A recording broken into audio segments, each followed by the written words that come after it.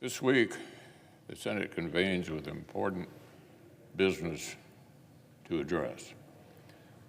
America's closest allies are in town. The eyes of the world are on the most successful military alliance in human history. Friends and foes are watching to see whether the superpower that forged the NATO alliance and guided its success across 7 decades has the will to continue to lead. This week, with the leaders of dozens of allied nations here in Washington, the Senate could do its part to answer that question. We could show America's most trusted friends and partners that we're still willing to stand with them.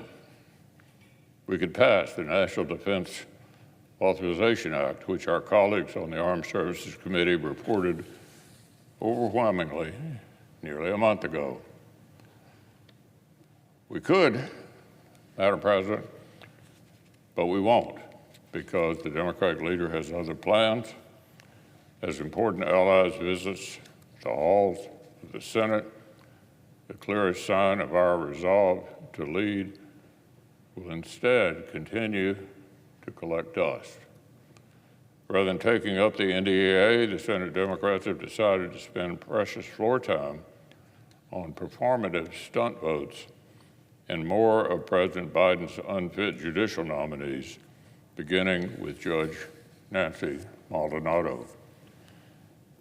There's a particular irony in our colleagues' decision to put off urgent work like the annual defense authorization in favor of giving lifetime tenure to a judge with a staggering backlog of her own. With the eyes of the world on Washington, this week offers the Senate an opportunity to demonstrate the credibility of America's commitments. It's an opportunity we can ill afford to miss.